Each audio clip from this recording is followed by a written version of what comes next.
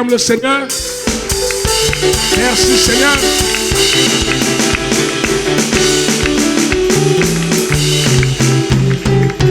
Merci, veuillez vous asseoir. Voici ce que vous pouvez faire avec votre foi. Quand Dieu agrée les voies d'un homme, il dispose favorablement à son égard, même ses ennemis. Fais de l'Éternel Dieu tes délices, il te donnera ce que ton cœur désire. Dieu lit les délices au travers de nos cœurs. Quand il voit une foi briller, il voit une foi puissante. Ne prêtez pas attention aux démons. Amen. Maintenant, nous allons nous concentrer à la parole. Là-bas, le démon est chicoté par la puissance des saints anges qui sont là. Donc, elle va faire du bruit. Et on va libérer l'enfant. Il n'y a pas de problème. Amen. En fait, cet endroit est devenu un piège pour les démons. Tout démon qui s'amuse à vous accompagner ici tombe dans un piège. Et Dieu est obligé de s'en occuper. Et proprement. Et il faut en Dieu et bénissez le Seigneur. On va prier pour nos cœurs. Éternel Dieu d'amour, merci. Tu es le puissant de Jacob et force d'Israël. Merci pour ta faveur, merci pour ta grâce. Merci pour ton amour. Le temps est arrivé que tu nous parles. Parle-nous, instruis-nous, oriente-nous et révèle-toi dans nos vies. Ta parole est une lampe à nos pieds. Ta parole est cette épée. Merci Seigneur, de tout mon cœur, de tout mon cœur. Cher Saint-Esprit, tu es souverain, tu fais ce que tu veux et tu viens de nous surprendre tous ici. La raison, c'est la foi. La raison, c'est la foi. La raison, c'est la foi. Tu as vu la foi dans le cœur de tes enfants. Tu n'as pas résisté du haut de ton trône. Tu es descendu, tu es descendu, tu es descendu, tu es descendu, tu es descendu. Merci Seigneur. Merci.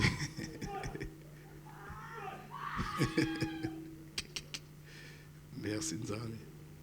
Merci beaucoup. Le dimanche dernier, le Seigneur est venu nous parler de l'importance de la révélation.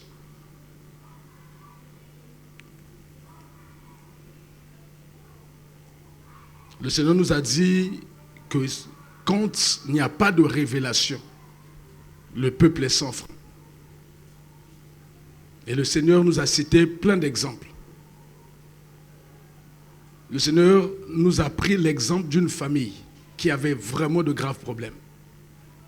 C'est la maison de Téra, père d'Abraham.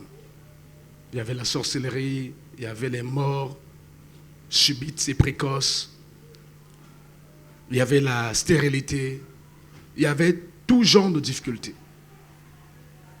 Et voulant fuir ces difficultés, le père prit la décision de quitter ces lieux pour aller vers Canaan, un endroit où il avait entendu dire que ça faisait bon vivre là-bas. Mais Téra est mort à Charan. Il n'a pas atteint Canaan. Pourquoi? Mais parce que le Dieu que lui, il servait avec son père Nachor, l'a réclamé. Et c'est plus tard dans le livre de Josué que nous avons eu la révélation que Téra, père d'Abraham et de Nachor, servait des dieux étrangers de l'autre côté du fleuve. On a su que cette maison était remplie de puissances, était esclave des puissances des ténèbres. Donc quand il a voulu se démarquer de ces puissances, on l'a réclamé, on l'a détruit. Mais nous avons vu par contre son fils Abraham. Lui, il ne partit pas seul ou de son propre chef. Il a entendu la voix du Seigneur.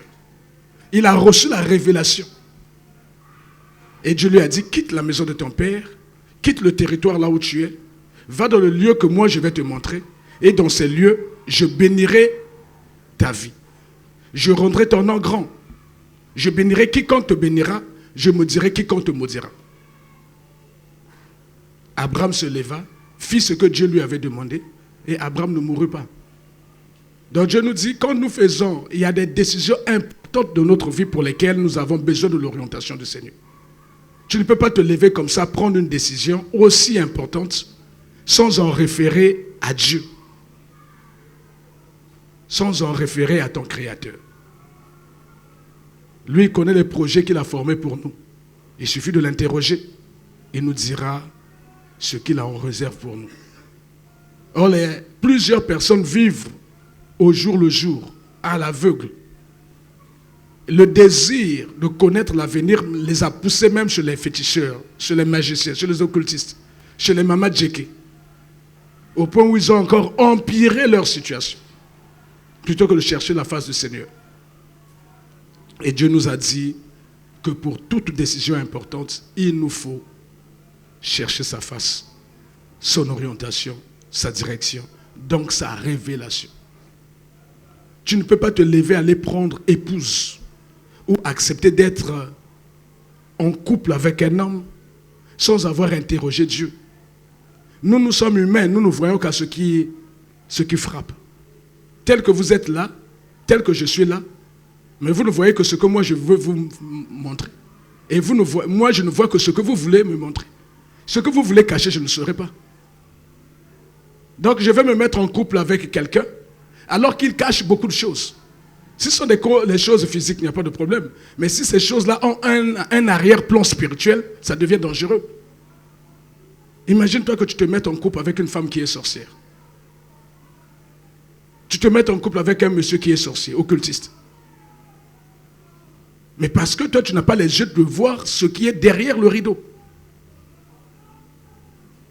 Et Dieu qui a créé le mariage est capable de te révéler qui est l'homme, qui est la femme de ta vie. On a pris aussi l'exemple des gens qui veulent s'installer à l'étranger. Plusieurs de nos enfants sont morts dans la Méditerranée. Mais ils étaient convaincus qu'ils allaient arriver en Europe et avoir une vie meilleure. Parce qu'ils avaient, comme Terah, le père d'Abraham, entendu dire qu'en Europe, il fait bon vivre, mieux que chez nous ici en Afrique. Mais plusieurs sont morts dans la Méditerranée. Est-ce qu'en prenant cette décision, ils avaient consulté le Seigneur? Parce que si Dieu était d'accord avec eux, ils ne pourront pas mourir dans la mer. Alors si le bateau chavire, tout le monde meurt, mais lui ne mourra pas. Il sera le seul rescapé. Ce n'est pas possible que Dieu te dise quelque chose, tu le fais par obéissance et que tu meurs en route. Non. Le Dieu, le mien, le vôtre, il veille sur sa parole pour l'accomplir. Aujourd'hui, le Seigneur continue avec le même sujet. Pas le même thème, mais le même sujet. Le sujet de la révélation. Le Seigneur veut nous en donner les moyens. Ou tout au moins nous montrer les moyens. Frère, envoie le thème s'il te plaît. Vous voyez comment les démons font souffrir les maris des gens. Voilà, vous entendez depuis lors. Nakendete, nakendete. Au nom de Jésus, au nom de Jésus, au nom de Jésus. Les différents moyens que Dieu utilise pour donner la révélation à son peuple. Amen. Si nous avons besoin de la révélation, mais quel est le moyen, quelle est la source, la bonne, pour qu'une révélation vienne à nous et que nous ayons la certitude qu'elle vient de Dieu? Parce qu'il peut y avoir plusieurs moyens ou plusieurs sources pour avoir une révélation. On verra ça plus tard. Mais un féticheur peut te donner une révélation.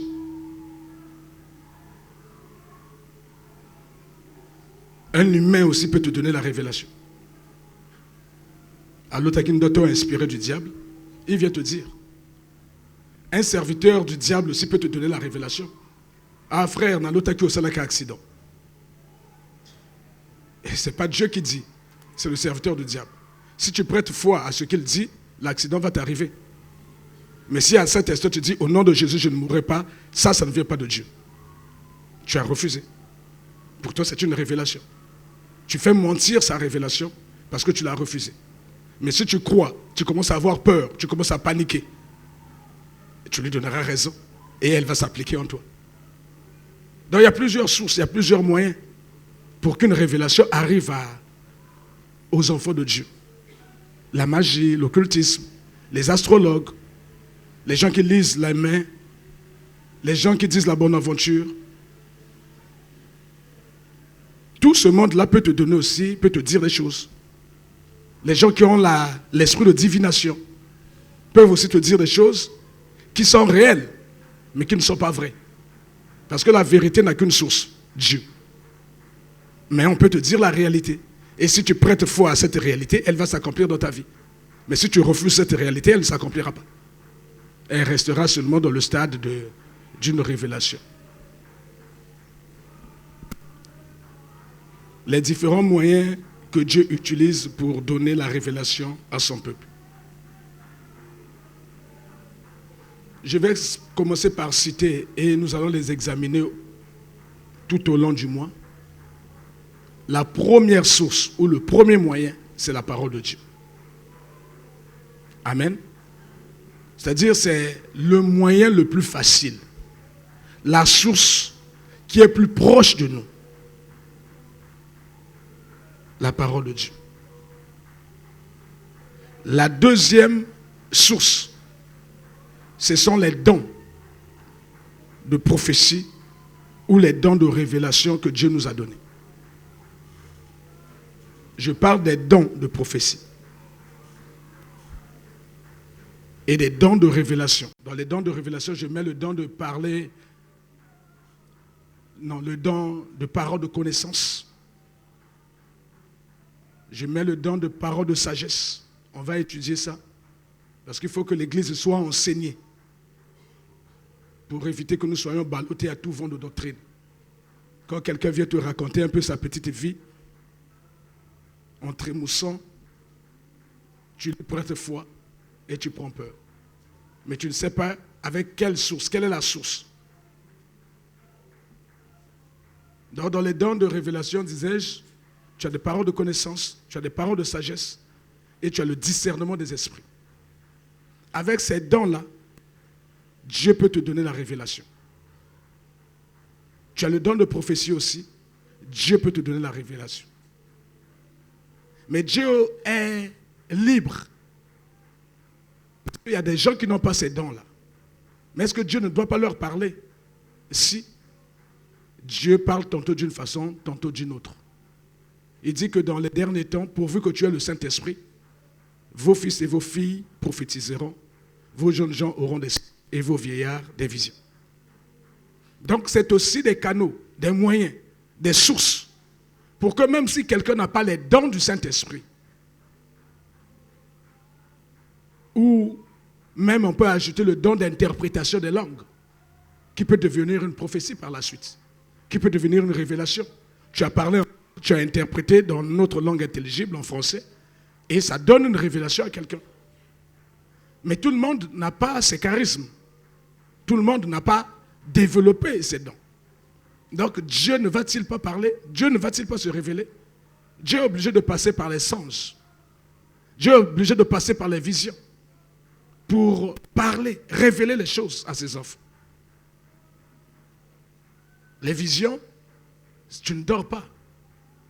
Tu es là, paf! Dieu te fait rentrer dans un monde qui nous a tous interdit ici de voir. Si tu commences à voir ce monde-là de par ton propre fait, de ton chef, donc tu es devenu sorcier. Occultiste, tu as fait une alliance avec les puissances des ténèbres. Sinon, voir le monde invisible, c'est Dieu qui le donne, mais avec parcimonie. Il ne donne pas à tout le monde. Il choisit quelques individus qui peuvent être là au même moment qu'il vous voit. Moi, il voit un esprit attaché à toi. Donc, il voit les deux mondes au même moment. Il y a des gens qui ont ces dons particuliers, spécifiques. Mais il y a aussi des gens qui n'ont pas ces dons. C'est épisodiquement. Dieu veut lui montrer quelque chose. Paf, il est là, les yeux ouverts, mais il commence à voir autre chose que ce que nous sommes en train de voir. C'est comme si on avait mis un film et il commence à voir les choses. Mais les yeux ouverts, il ne dort pas. Ce sont des visions. Mais ça peut être aussi des songes. Et là, tu es obligé de dormir. Dieu te fait endormir, ton esprit au repos. Et là, il commence à te montrer des choses. Parce que c'est lui qui nous a créés. Tu ne dois pas être triste. Parce que tu vois l'autre développer des charismes ou des dons. Non. Dieu fait don grâce à qui il veut, miséricorde à qui il veut. Tu ne dois pas être complexé. Dieu sait pourquoi il a donné tant de dons, tant de grâces à quelqu'un. Ces dons et ces grâces ne le sauveront pas. Ce qui nous sauve, c'est la foi au Seigneur Jésus. Tu peux aussi ne pas avoir des charismes et rentrer au ciel. Tu peux aussi en avoir des tonnes et aller en enfer. Amen. Ce n'est pas ça qui est important. Mais Dieu qui nous a constitués, il sait pourquoi à un tel il peut donner tant de charisme, à un tel il peut donner tant de charisme. Il connaît notre constitution physique et spirituelle. Il sait que toi, tu as l'orgueil dans ton cœur. Si tu développes autant de grâce, autant de dons, toi tu vas aller en enfer parce que Dieu résiste aux orgueilleux et il fait grâce aux humbles. Donc qu'est-ce qu'il va faire? Par amour pour toi, il ne te donne pas ses grâces. C'est par amour. Ne va pas les chercher. Ça va te détruire. Lui qui te connaît, qui t'a constitué, il te préfère tel que tu es. Mais toi, tu vas maintenant aller les chercher. Mais ça va te perdre. Dieu ne fait rien au hasard. Tout ce que Dieu fait est bon. Il le fait pour un but. Toi et moi, si tu sais qu'une arme à feu est dangereuse pour ton enfant, tu ne la lui donneras pas. Si tu sais même qu'un couteau est dangereux dans les mains d'un enfant, même s'il dit couteau, couteau, couteau, tu l'aimes bien, mais tu ne lui donneras pas un couteau. Parce que tu sais que ça peut le blesser. Mais entre-temps, un enfant qui a déjà 15 ans, 18 ans, tu vas lui donner un couteau, va me couper quelque chose. C'est toujours toi le père. Est-ce que l'enfant qui a 3 ans, 4 ans, 5 ans va dire papa est méchant, papa est complot, papa donne le couteau seulement à Yaya, quand papa ne me donne pas le... Mais il n'a rien compris. C'est ce que nous sommes. Quand nous commençons à envier les dons, les grâces des autres, on n'a rien compris de la science de Dieu. Dieu fait ce qu'il veut. Il fait grâce à qui il veut, il fait miséricorde à qui il veut. Amen. Ce qui est important, c'est que nous puissions prier le Seigneur et chercher quel est le moyen optimal pour nous d'écouter Dieu et de recevoir ses révélations. Mais le moyen le plus facile que Dieu a mis à la disposition de tout le monde, qui ne trompe pas, c'est la parole. On ne peut pas combattre la parole. Il n'y a que toi qui peux combattre la parole. On va le voir tout à l'heure. Le diable peut combattre tes songes. Tu rêves, tu te réveilles le matin, brouillard. Tu sais que tu as vu quelque chose d'important, mais tu n'arrives plus à réaliser ce que c'est. Mais le diable est passé par là, il a combattu. Il t'a mis un voile. Tu sais, tu es là, tu te dis, mais vraiment, je ne peux pas aller au boulot comme ça. Mais Seigneur, vraiment, mais j'ai vu des choses. Après, tu vas au boulot, tu vas à la paf. La révélation était là, mais le diable est venu mettre un voile, il l'a gaspillé. Le diable aussi peut empêcher les visions. Il commence à te donner des fausses visions, tu prends peur et tu ne veux plus écouter ou voir les visions de Dieu. Le diable peut emmener des fausses prophéties. Le diable peut simuler les parlants en langue. Mais le diable ne peut pas simuler la parole. Pour tout enfant qui connaît la parole de Dieu, le diable ne peut pas simuler la parole.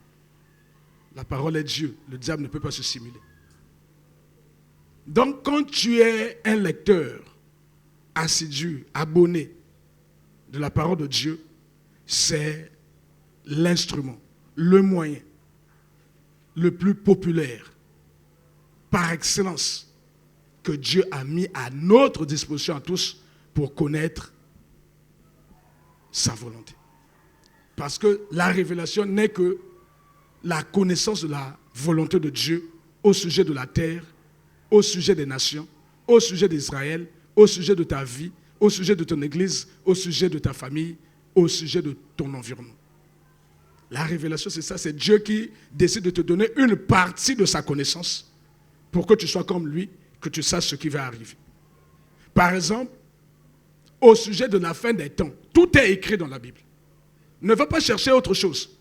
Si tu lis la Bible, si tu fais attention, si tu la médites, si tu demandes au Saint-Esprit, tu es au courant de ce qui va se passer dans le monde. Mais si tu ne lis pas la Bible, tu auras l'impression que ce qui se passe dans le monde te fait peur. Il était dit qu'à la fin des temps, avant que la fin n'arrive, il y aura des guerres. Bon, quand il y a des guerres, si tu te mets à prier pour que la guerre cesse, tu fais la volonté de Dieu ou tu es contre la volonté de Dieu? C'est là où la morale, notre morale, ne peut pas suivre la parole de Dieu. Il n'y a que la foi qui peut suivre la parole de Dieu. Parce que là où Dieu a dit qu'il y aura des guerres, toi tu pries maintenant, Dieu, qu'il n'y ait pas de guerre. Là où Dieu dit il y aura des tremblements de terre. C'est peut-être méchant ce que je dis. Mais c'est ce que Dieu a dit. Toi, tu vas prier, Seigneur, nalingi va tremblement de terre. Là où Dieu avait dit, il y aura des épidémies. Tu vas dire, Seigneur, il y a une épidémie. Mais tu combats la parole de Dieu, tu combats la révélation. Quoique chrétien, tu n'as rien compris, parce que tu ne lis pas la parole. Si tu lisais la parole, tu serais au courant de ces révélations. Donc, pour toi, plutôt que de crier, de chercher à ce que ça s'arrête, tu commences maintenant à te préparer davantage, parce que tu sais que la fin est proche. Comment vais-je vous l'expliquer? Quand une femme enceinte commence à sentir les contractions, elle sait que la délivrance est bientôt. On appelle ça la délivrance. Sachez aussi que la terre attend la délivrance. Toute la création entière soupire et attend la délivrance. Tous nous attendons la délivrance, d'être délivrés de ce corps de péché. Donc Dieu a dit, avant cette délivrance-là, il y aura des contractions. Ça ne sera pas encore la fin, ça ne sera pas encore l'accouchement. Mais il y aura plusieurs contractions et les contractions vont venir et augmenter crescendo, augmenter en puissance et en drame. Au fur et à mesure, ça va augmenter. Donc la terre va aller de mal en pis. Après quoi viendra la fin? Bon, toi tu es chrétien. La terre va de mal en pis. Toi tu pries maintenant, Seigneur. Non, mais tu retardes le retour du Seigneur. Tes prières là sont anti-bibliques. Donc il te faut avoir le discernement. Mais ça se passe dans la Bible. C'est en lisant la Bible, en sachant que Dieu avait parlé des épidémies. Covid est arrivé. Seigneur, préserve-moi parce que je sais que tu reviens bientôt. Et là, tu commences à faire attention à ta vie. Tu dis donc, là, ce sont des contractions qui ont commencé. Et bientôt, on va voir une succession de contractions. Une succession d'événements sur la terre. Et qui va nous faire comprendre que c'est arrivé. Ça, ce sont les prophéties de la Bible. La Bible dit aussi que cette parole de l'évangile sera proclamée jusqu'aux extrémités de la terre. Après quoi viendra la fin? Est-ce que la parole de Dieu est déjà proclamée jusqu'aux extrémités de la terre? Si tu dis non, donc commence à prier et à travailler pour que cette parole soit proclamée jusqu'aux extrémités de la terre. Ne pense pas que ce sont les autres qui vont faire le job, toi tu vas rester ici. Il faudra que toi tu dises, Seigneur, tu avais dit que cette parole doit être proclamée jusqu'aux extrémités de la terre. Aide-moi, utilise-moi pour que je sois un bon vecteur de cette parole. Là, tu auras lu la parole, tu auras compris la révélation et tu te mets au travail. Combien le font? Combien savent que Dieu nous a donné la notice de la fin de temps, mais dans cette parole?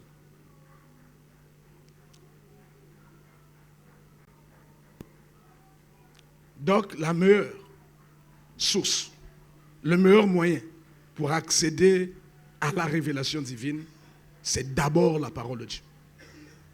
D'abord la parole de Dieu. Mais quand tu lis la Bible, souvent tu t'intéresses au contexte historique. Tu es en train de lire comme un récit d'événements passés. C'est ça l'histoire qu'on nous a appris à l'école, on nous a appris à l'école primaire. L'histoire est le récit des événements passés. Donc quand tu lis la Bible, tu as l'impression que c'est la leçon que tu avais apprise à l'école primaire. Hein? Le récit des événements passés. Donc pour entrer dans la révélation, il faut que quelqu'un te connecte à l'esprit de la parole. Il y a la lettre et il y a l'esprit de la parole. L'esprit de la parole, c'est Dieu, donc le Saint-Esprit. Donc il faudra que tu sois en bonne communion avec le Saint-Esprit. Alors là, quand tu lis, tes yeux ne regardent plus le récit des événements passés, tes yeux sont en train de voir une histoire vivante et que tu peux appliquer à ta vie, que tu peux appliquer à ta famille, que tu peux appliquer à ta nation. Et là, tu entends quelqu'un te parler que cette histoire que tu lis là, c'est la réalité de ta vie. Donc tu ne lis plus la Bible de la même façon. Avant, tu lisais comme un roman, comme un récit d'histoire, mais là, tu commences à prêter attention parce que chaque mot compte. Chaque mot compte. Chaque lettre compte. Mais plusieurs d'entre nous ne lisons pas la Bible. Ou tout au moins, quand nous la lisons, nous ne sommes pas disciplinés. Nous ne sommes pas assidus. Et nous voulons avoir les révélations. Le moyen le plus populaire, le plus zralala, le plus nyakala, le plus pamba pamba, c'est la parole de Dieu. Vous n'en voulez pas, vous ne lisez pas, vous ne méditez pas, et vous vous attendez aux révélations. Quelles révélations? Voilà pourquoi plusieurs chrétiens sont ballottés à tout vent de doctrine, sont mentis. Plusieurs chrétiens se retrouvent dans les maisons des féticheurs, dans les maisons des gens qui ont quitté les fétiches, qui ont pris la robe avec une grosse croix ici, qui tiennent la Bible et qui disent qu'ils sont de Dieu. Mais ils passent leur journée à vous raconter votre vie, à vous raconter des choses. Mais en fait, c'est un féticheur qui s'est déguisé. Il sait que s'il reste dans sa hutte avec les Furlimba, les gens ne viendront pas. De la troquer les Furlimba en la Bible. Et il commence à parler de Jésus. Akena et moi, Keban virage à bêta révision, leçon, Matthieu, Apocalypse. Les chrétiens aiment ça. Quelqu'un qui se lève, il commence à raconter la Bible. Voilà, les chrétiens aiment comme ça. Quand tu parles de la Bible, tel verset, sans lire, tu racontes déjà. Après, tu te lèves encore, tu dis, frère, Dieu me montre ceci. Après, à la fin, tu lui donnes de l'argent. Ça plaît aux chrétiens. Quelqu'un a même dit, pour ce qui est des Noirs, donc de nous, c'est une injure, ce que je vais dire. Mais c'est la vérité. Si tu veux cacher quelque chose aux Noirs, mets-le par écrit dans un livre. Si tu veux cacher quelque chose aux Noirs, tu prends la chose, tu les mets par écrit, tu écris. Ils ne sauront pas. Les Noirs aiment ce qui est sensationnel. Aiment la danse, kata-danse. Voilà, aiment l'oralité. C'est notre culture. Nous aimons l'oralité. Il faut que les gens nous disent les choses. Mais lire, méditer, ce n'est pas notre fort. Si on prend un blanc et un noir le même jour qui connaissent Jésus comme Seigneur et Sauveur, en fin d'année, le blanc a déjà lu toute la Bible. C'est dans sa culture. Ils lisent à tout moment. Mais le noir n'a même pas lu un seul livre de la Bible. Il vient toujours à l'église attendre que quelqu'un lise et lui dise ce qu'il faut faire. C'est dans notre culture. Et ça empêche la révélation de Dieu de se manifester dans nos vies. Et nous sommes là derrière, maintenant, ceux qui ont ces dons-là, pour les suivre comme des moutons. Alors que la chose est à notre portée. Tout ce que nous ne faisons pas, mais c'est que nous ne lisons pas la Bible. Mais tout est écrit. Tu lis, l'esprit de la révélation vient te parler et tu es connecté à la révélation. Mais nous ne lisons pas. Nous sommes surpris. On ne lit pas la Bible. Nous ne lisons pas. Donc nous passons à côté de l'essentiel des révélations. L'Église ne sait même pas ce qu'il attend jusqu'à la fin des temps. Chacun de nous est tellement égoïste, s'occupe tellement de sa personne, qu'il ne connaît pas quelle est la destinée de l'Église, alors que toi tu es Église.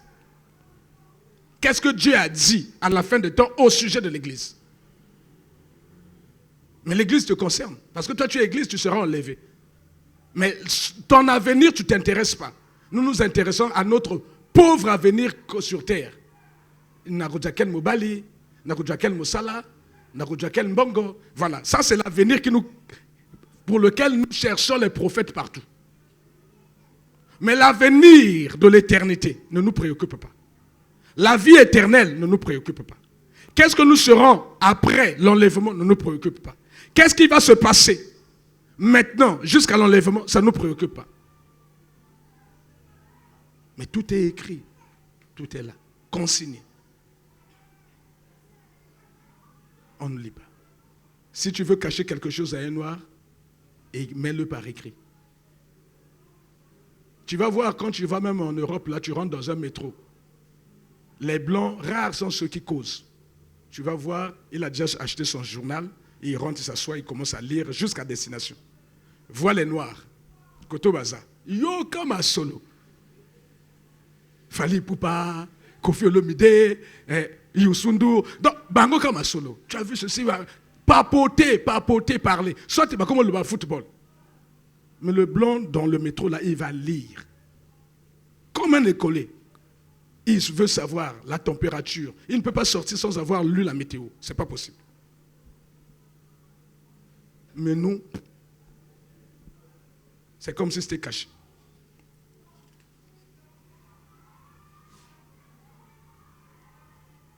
Voici ce que le Seigneur dit. On va se lever, notre première lecture. Frère, envoie-nous le livre de Psaumes, les 2 psaumes. Dieu veut nous parler de l'importance de la révélation. Dieu est en train de nous dire la source, la toute première et la plus importante pour trouver la révélation sur sa vie, sur sa famille, sur sa nation, sur l'Église, sur le monde, sur Israël, la nation Israël. C'est la parole.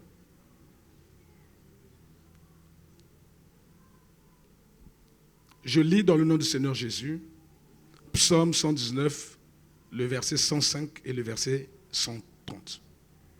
Ta parole est une lampe à mes pieds et une lumière sur mon sentier. La parole de Dieu est une lampe à nos pieds et une lumière sur notre chemin. La parole du Seigneur.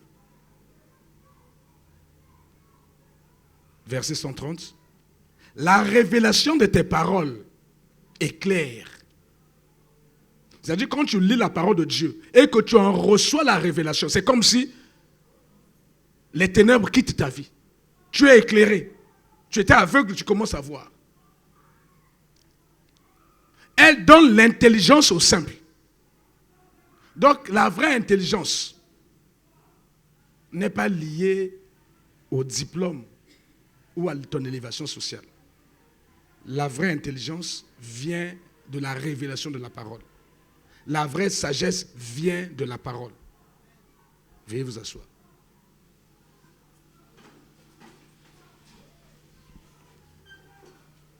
Or, chaque jour, nous nous réveillons le matin et nous voulons sortir. Donc, nous avons des voies. Mais nous ne savons pas que ces voies-là sont à la fois spirituelles et physiques.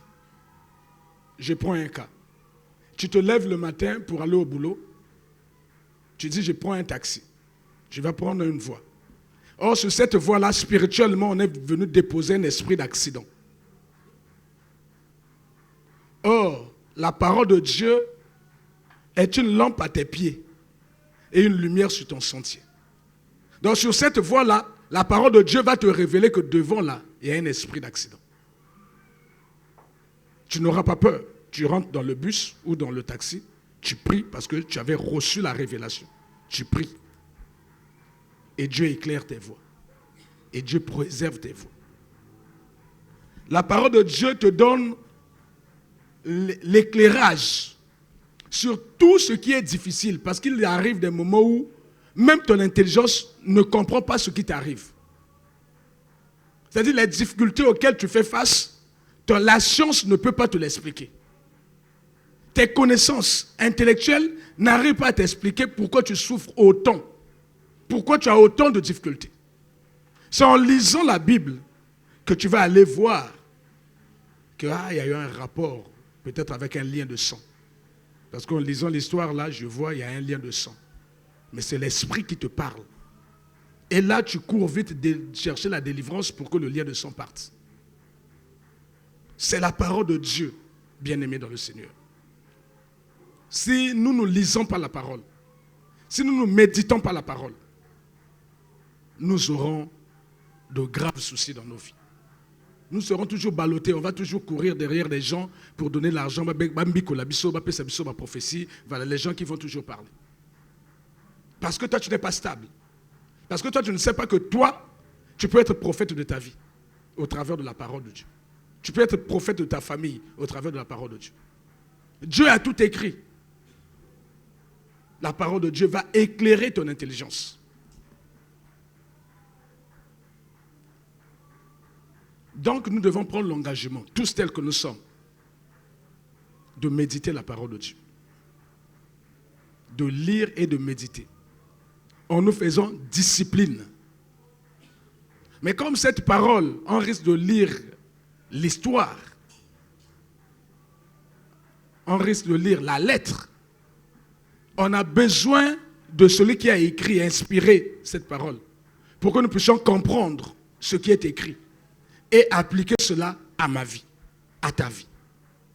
Donc, au-delà de la méditation de la parole de Dieu, il faut prier. Donc, quand tu prends même la Bible pour lire là, prie Dieu. Demande une connexion à l'esprit qui a inspiré ces paroles. Tu ne peux pas prendre la Bible comme ça, tu t'assois, comme si tu regardais la télé, là, tu mets zapping, voilà. Non, nous, on est enfants de Dieu. On a une autre démarche qualité de notre vie. Quand tu prends la Bible, avant même de la lire, tu pries Dieu. Tu demandes au Saint-Esprit, connecte-moi à l'esprit qui a inspiré ces choses. Je veux connaître l'esprit et non la lettre.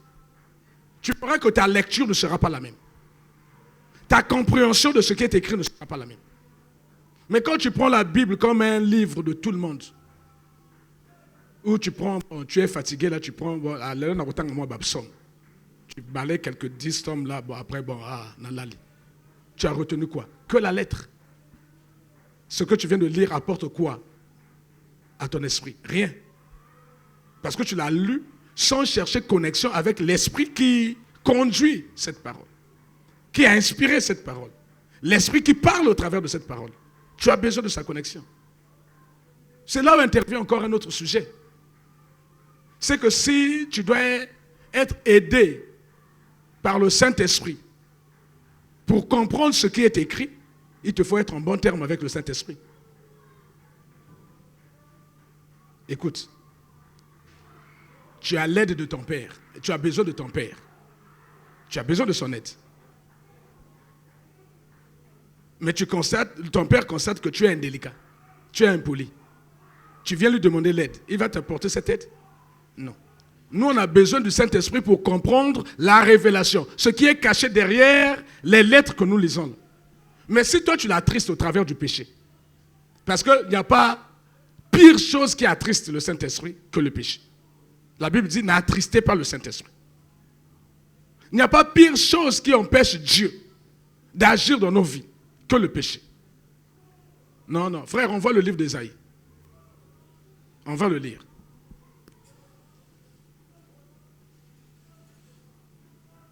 Je lis dans le nom du Seigneur Jésus.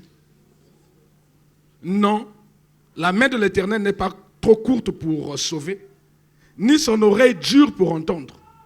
Mais ce sont nos crimes qui mettent une séparation entre vous et votre Dieu. Ce sont vos péchés qui cachent sa face et l'empêchent de vous écouter. Comment veux-tu qu'une telle personne qui est autant attristée, qui voit un mur spirituel du péché entre lui et toi, fasse le pas pour venir à toi? Il faut être en bon terme. La Bible nous parle de Philippe et de l'eunuque éthiopien. Ils étaient en bon terme. L'eunuque éthiopien lisait des choses qu'il ne comprenait pas. Et Philippe est monté sur son char pour lui expliquer les choses. Philippe est l'image du Saint-Esprit. Le gars lisait, mais ne comprenait pas ce qui était écrit. Philippe est venu. La Bible dit que c'est l'Esprit a pris Philippe là où il était, l'a emmené. Et il marchait, il a vu cet homme-là lire le livre d'Ésaïe. Et Philippe lui demande, est-ce que tu comprends ce que tu lis? Il dit, non, mais comment vais-je comprendre s'il n'y a personne qui m'explique? Il monte, tu vas m'expliquer. Et Philippe est monté, il lui a expliqué les choses. C'est exactement ce que le Saint-Esprit attend de nous. Que nous puissions lui dire, monte, viens nous expliquer ta parole. Monte, viens nous révéler ta parole. Monte que tes paroles éclairent mon intelligence. Monte, Seigneur. Nous ne le faisons pas. Donc, dans la démarche qualité pour accéder à la révélation qui va bonifier ta vie, ta famille, ta nation, ton église, il y a l'aspect prière.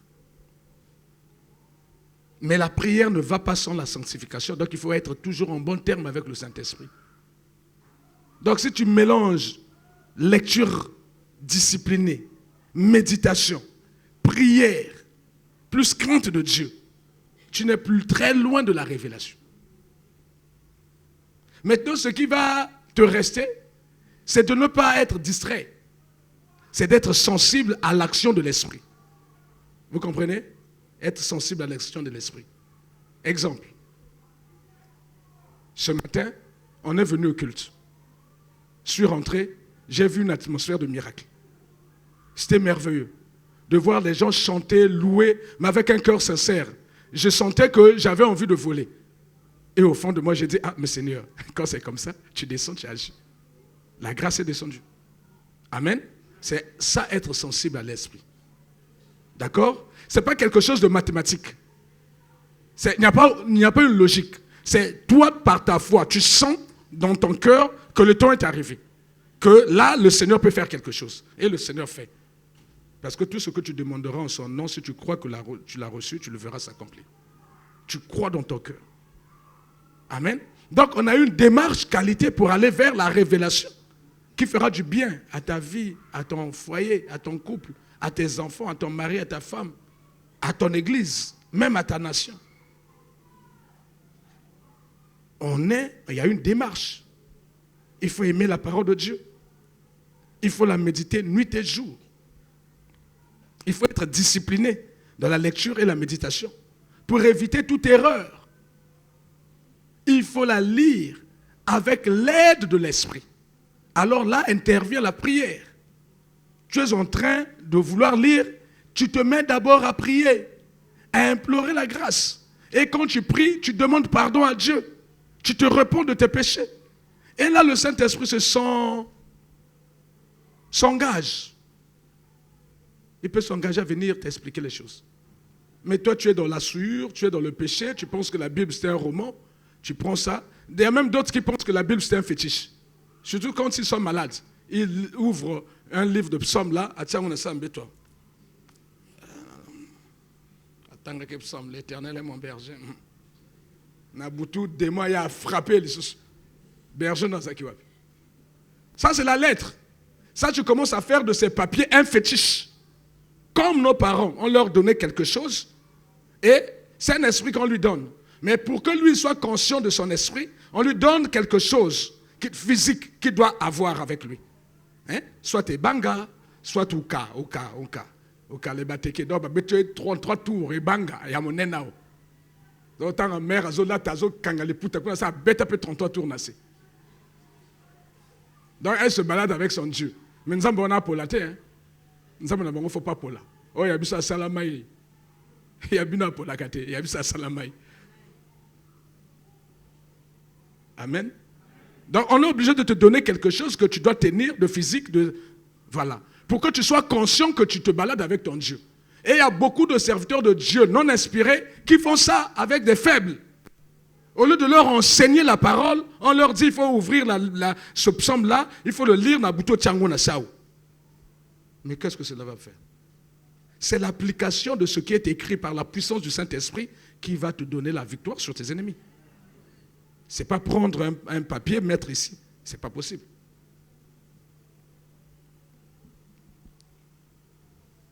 J'ai dit donc qu'on a une démarche qualité.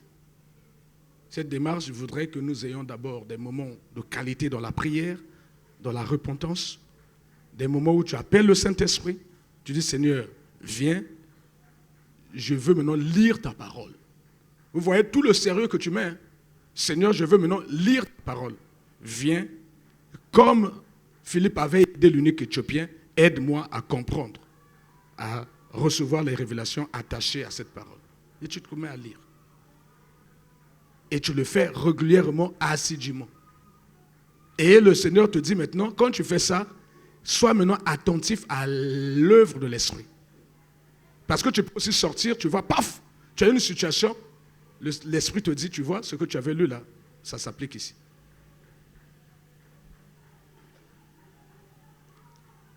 On va prendre le cas de quelqu'un qui avait compris que la révélation de sa vie passait par la parole. C'est le prophète Daniel. Frère, envoie-nous d'abord le livre de Jérémie. Daniel et Israël étaient en déportation dans la Babylone. Avant la déportation, avant que les Babyloniens ne viennent détruire le temple que Salomon avait construit, Dieu avait déjà commencé à parler. Et il y a plusieurs prophètes, et en l'occurrence Jérémie, qui avait déjà dit les choses clairement. Voici ce que Jérémie avait dit. Dans Jérémie 25, 11. tout ce pays deviendra une ruine, un désert. Et ces nations seront asservies au roi de Babylone pendant 70 ans. Amen. C'est écrit dans la Bible. Donc Israël, quand Jérémie disait ça, d'autres ont même frappé Jérémie, d'autres, les rois l'ont jeté dans un puits, l'ont jeté en prison, il était un empêcheur de tourner en rond. Jérémie là, c'est qui? Voilà. Mais Dieu a pris soin d'écrire ça, de graver ça. C'était écrit. Et quelque temps après, paf, la chose arrive. Les Babyloniens arrivent, furieux, ils assiègent Israël, ils détruisent Jérusalem, et ils détruisent le temple. Ils prennent les captifs, ils emmènent en déportation. Ils sont esclaves à la Babylone. Des années passent dans l'esclavage. Mais Daniel n'était pas comme tout le monde. Daniel avait cette relation avec Dieu. Daniel vivait dans la sanctification et il craignait de se souiller. Daniel était un lecteur assidu de la Bible, de la parole de Dieu en ce temps. Daniel n'était pas tout le monde, comme tout le monde. Quoi qu'il était en esclavage, quoi qu'il était élevé en dignité, ce n'était pas n'importe qui. Il était conseiller des rois. Même dans l'esclavage, lui, il avait reçu une élévation. Plusieurs d'entre nous ici, même dans ce monde des ténèbres-là, ils ont des élévations. Mais ça ne doit pas te tromper. Ces élévations sont terrestres. La vraie, c'est aller au ciel. Donc si tu es bien ici, ne pense pas que tu es déjà bien. Tu peux avoir un bon boulot, tu peux avoir un bon mariage, tu peux avoir beaucoup d'argent, tu peux avoir un bon... tout ce que vous voulez. Mais il te faut chercher la délivrance de ta vie. Et la délivrance de ta vie passe par la parole. Et Daniel en avait conscience. Il dit, oui, j'ai une position. Mais quand je vois ma famille, est-ce que ma famille a une position? Non. Tout le monde est esclave. Tout le monde est malheureux.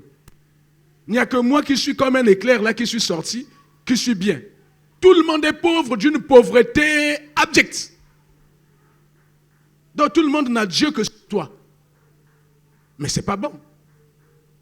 Donc Daniel disait, mais ma situation là n'est pas bonne. Nous sommes esclaves dans un territoire étranger. Il n'y a que moi qui ai réussi. Et avec quelques-uns de mes amis. Mais ce n'est pas normal. Il me faut prier pour savoir, mais quelle est la situation des autres?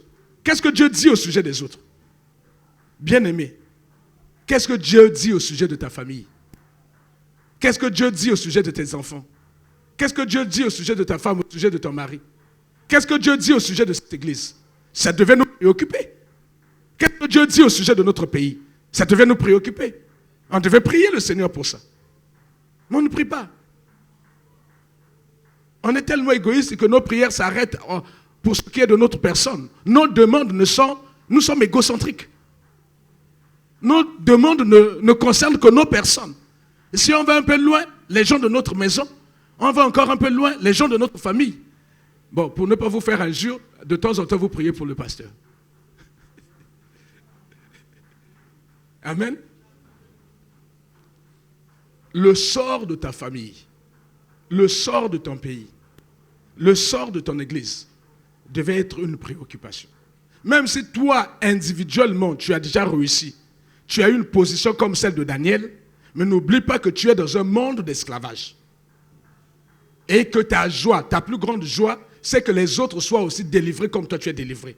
Que les autres soient aussi bénis comme toi tu es béni. Les autres soient aussi élevés comme toi tu es élevé. Tu ne dois pas te satisfaire que tu sois le seul qui ait réussi dans ta famille. Et ce n'est pas normal.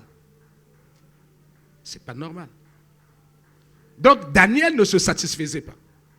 Daniel s'est dit non, il faut chercher la face du Seigneur. Et voici ce que Daniel fit. Frère, envoie-nous le livre de Daniel. Daniel 9, verset 1 jusqu'à 3. Après, on lira de 20 jusqu'à 23. Voici la démarche qualité de Daniel. Daniel suivit les mêmes étapes que je venais de vous dire.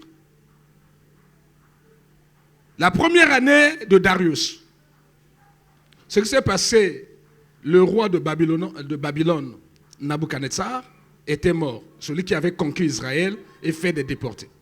Après, son fils avait pris la place, mais ce fils s'était amusé avec les ustensiles du temple de Dieu. Et Dieu l'avait diminué. Dieu l'avait coupé. Dieu avait réduit son règne. Et Darius est venu prendre le pouvoir. La première année de Darius, fils d'Azurus, de la race des Mèdes.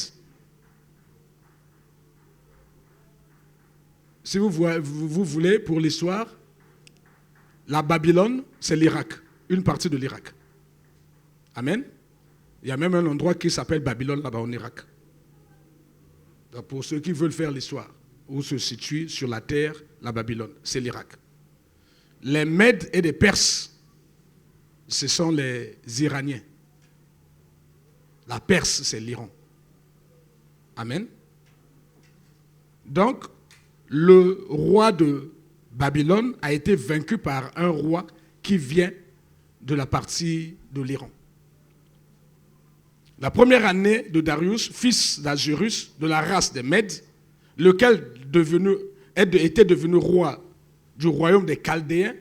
La Chaldée, c'est la Babylone. La première année de son règne, moi, Daniel, je vis par les livres qu'il devait s'écouler 70 ans pour les ruines de Jérusalem. Il vit par quoi? Les livres, la parole de Dieu. Comme il méditait souvent la parole de Dieu, il lisait souvent, un jour, il tombe sur ce passage. Il tombe sur quel passage? Il tombe sur le passage de Jérémie. Frère, renvoie-nous le livre de Jérémie. Qu'est-ce qui était dit dans Jérémie? Tout ce pays deviendra une ruine, un désert, et ces nations seront asservies au roi de Babylone pendant 70 ans. Donc c'était écrit, au-delà de 70 ans, normalement Israël ne devait plus être esclave. Mais ça, il faut le connaître. Il y a des alliances qui ont été tissées dans ta famille. Tes pères, tes mères, ne connaissant pas Dieu, sont allés signer des pactes. Ils avaient même borné les pactes dans le temps. Ils avaient dit non, je vais régner 25 ans. 25 ans, on peut se bloquer ma bouma bana, ma bana bakufa, ma force couche, voilà, ma yela bateau. 25 ans, au-delà de 25 ans, et s'il est. Ce sont des contrats qui sont liés dans le temps.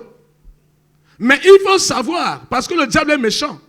Le diable, même au-delà de 25 ans, si le contrat n'est pas dénoncé, lui, il continue à faire jouer les effets du contrat. Amen. Si le contrat n'est pas dénoncé, lui, il va faire jouer les effets. Donc, il faut que quelqu'un ait conscience qu'il était écrit que c'est 25 ans. Au-delà de 25 ans, je ne suis plus ton esclave. Or, Jérémie l'avait dit. C'était écrit. Mais il faut lire. Si tu ne lis pas, tu ne sauras pas. Et ce jour-là, le Saint-Esprit a demandé à Jérémie, plutôt à Daniel, va lire le livre de Jérémie. Et quand il lit, paf, il a la révélation. Son esprit est éclairé. Son intelligence est éclairée. Il dit, mais tiens, mais ça fait plus de 70 ans que nous sommes dans ce territoire. Mais ce n'est pas normal. Dieu avait dit que ce n'est que 70 ans. Ça fait plus de 70 ans. Mais on ne doit pas rester comme ça. La première année de Darius, fils d'Azurus, de la race des Mèdes, lequel était devenu roi du royaume des Chaldéens, la première année de son règne, moi, Daniel, je vis dans les livres qu'il devait s'écouler 70 ans pour les ruines de Jérusalem, tel que Jérémie l'avait écrit. D'après le nombre d'années dont l'Éternel avait parlé à Jérémie le prophète. C'était dit et écrit par Jérémie le prophète. Mais aussi longtemps que quelqu'un n'avait pas lu ça, personne n'avait la révélation. Donc ils auraient pu passer 150 ans, 200 ans d'esclavage. Mon peuple est détruit parce qu'il lui manque la connaissance.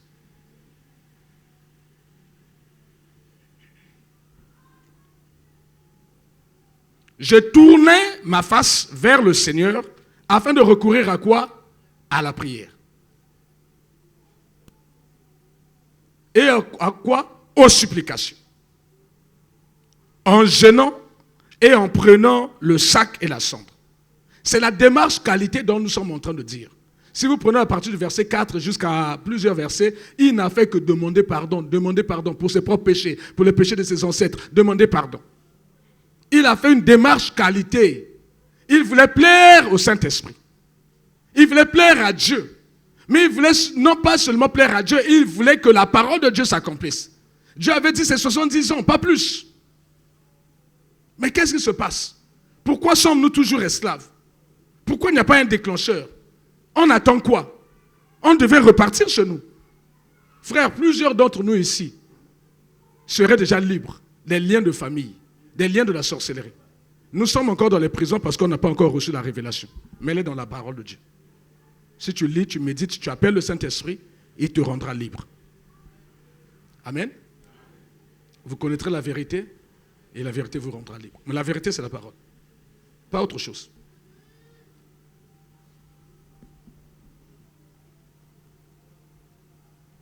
Que Dieu bénisse cet enfant. Que Dieu bénisse cet enfant. Que Dieu bénisse cet enfant. Que Dieu bénisse cet enfant. Que Dieu bénisse cet enfant. Que Dieu bénisse cet enfant. Que Dieu bénisse cet enfant. Que Dieu bénisse cet enfant. Que cette église soit une bénédiction pour toi et ta famille, dans le puissant nom de Jésus. Donc Daniel lut qu'il était écrit 70, pas plus. Lui, il appliqua cette parole à la réalité de sa vie. Il se rend compte, mais ça fait plus de 70 ans que nous sommes esclaves. Vous voyez comment on applique la parole de Dieu à notre quotidien? Il est esclave. Il va lire dans la parole qu'il est écrit, vous ne devez être esclave que 70 ans. Et là, il se rend compte que non, nous sommes au-delà de 70 ans. Il dit, il y a quelque chose qui ne va pas. Mais s'il y a quelque chose qui ne va pas, qu'est-ce qu'il faut faire? Il recourt à la prière. Il recourt aux supplications. Il recourt au jeûne. Il dit, il y a quelque chose qui ne va pas là. Entre ce qui est écrit et ce que je vis, il y a un fossé. Mais nous ne lisons pas. Nous ne lisons pas, nous attendons que les gens lisent et viennent nous raconter. Si tu lis, le Saint-Esprit va te parler. Il va te dire, tu vois la situation de Joseph là, toi tu es le Joseph de ta famille. Tu as lu la situation de Moïse, mais toi tu es le Moïse de ta famille. Tu as lu la situation d'Esther, toi tu es Esther de ta famille. Tu as lu la situation de David, tu es le David de ton pays. Mais plusieurs ne lisent pas. Ils ne sont pas connectés au Saint-Esprit. Ils n'ont pas cette révélation. Ils sont là à la petite course, à la petite boutique là, attendre, non, au lotakinini, au monakinini, nyani, nana. Tu ne peux pas aller loin avec ça.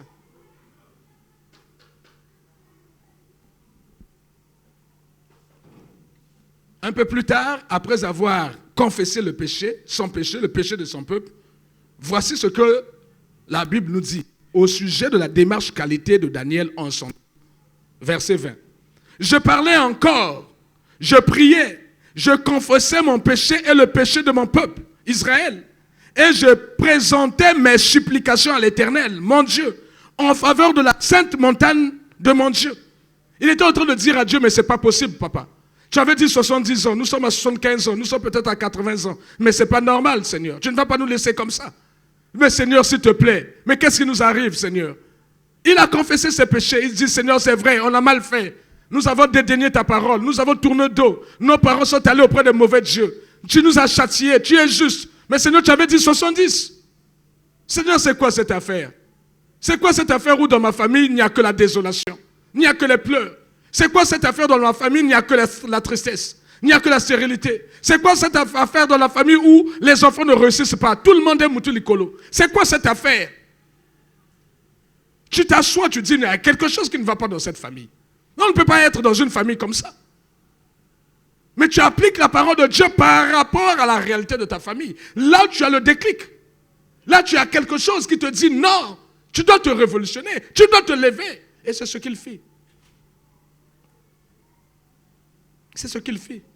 Je tournais ma face vers le Seigneur, Dieu, afin de recourir à la prière et aux supplications, en jeûnant, en prenant le sac et la cendre. Un peu plus tard, je parlais encore, je priais, je confessais mon péché et le péché de mon peuple Israël. Et je présentais mes supplications à l'Éternel, mon Dieu, en faveur de la sainte montagne de mon Dieu. Je parlais encore dans ma prière quand l'homme Gabriel, que j'avais vu précédemment dans une vision, s'approcha de moi d'un vol rapide au moment de l'offrande du soir. Il m'instruisit, il s'entretint avec moi. Il me dit, Daniel, je suis venu maintenant pour ouvrir ton intelligence. Ton intelligence qui est obscurcie. On a lu que ta parole est une lampe à nos pieds, une lumière sur mon sentier. On a lu que la parole de Dieu, la révélation de tes paroles éclaire. Elle donne de l'intelligence aux simples. Parce qu'il avait lu qu'il était écrit 70 ans seulement. Parce qu'il a dit que ce n'est pas normal. Il a commencé à prier, à supplier Dieu. Il s'est repenti de tout son cœur, de ses propres péchés, des péchés de ses parents, des péchés de ses aïeux. Il a commencé à prier. Rien que cette démarche qualité a poussé la grâce à descendre. La grâce a laissé le trône, est descendue, a envoyé un ange. Mais où étaient les autres? Sous boule. Chacun était en train de dire, Seigneur, sors-moi de l'esclavage. Sors-moi de l'esclavage. Sans faire ce que la parole de Dieu demande. Plusieurs d'entre nous ici prient, Seigneur, délivre-moi. Seigneur, restaure-moi. Mais tout est écrit. Quelle est la démarche qualité que tu as prise pour le faire?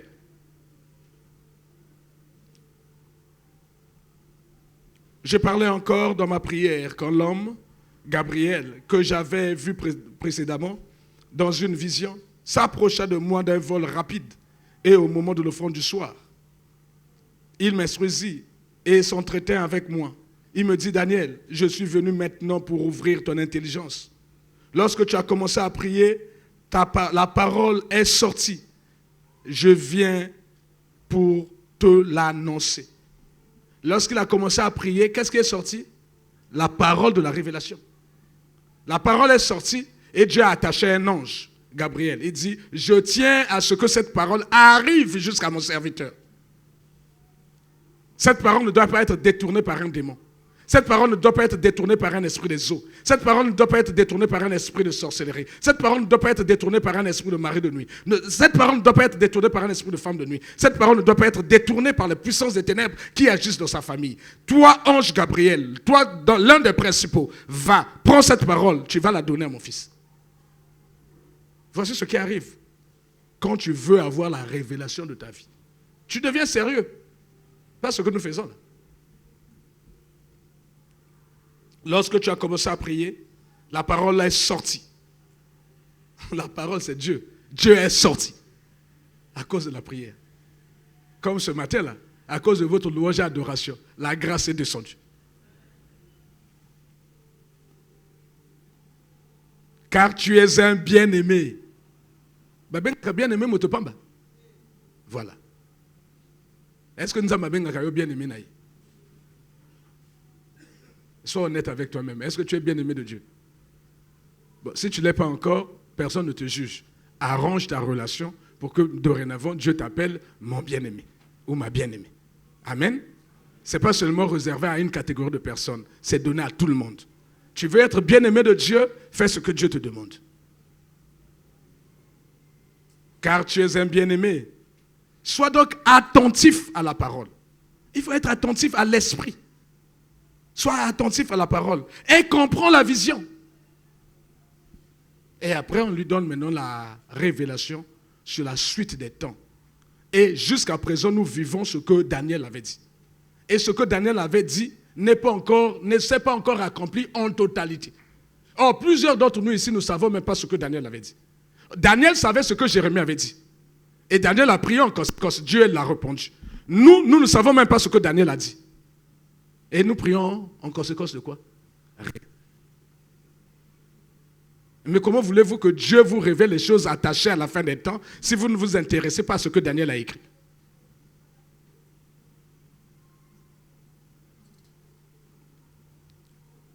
Bien-aimés, Dieu nous a donné la révélation de sa parole. Tout est dans la parole. Arrange ta vie. Aie une démarche qualité. Lis, prie, sanctifie-toi. Interroge Dieu sur les choses qui ne vont pas, mais donc qui ont un lien avec ce que tu as lu dans la Bible. Et Dieu viendra te révéler les choses qui sont cachées. Amen.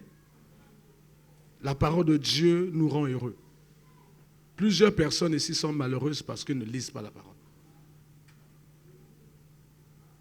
La parole te donne la révélation, la parole te donne la joie. La parole te rend heureux. Amen.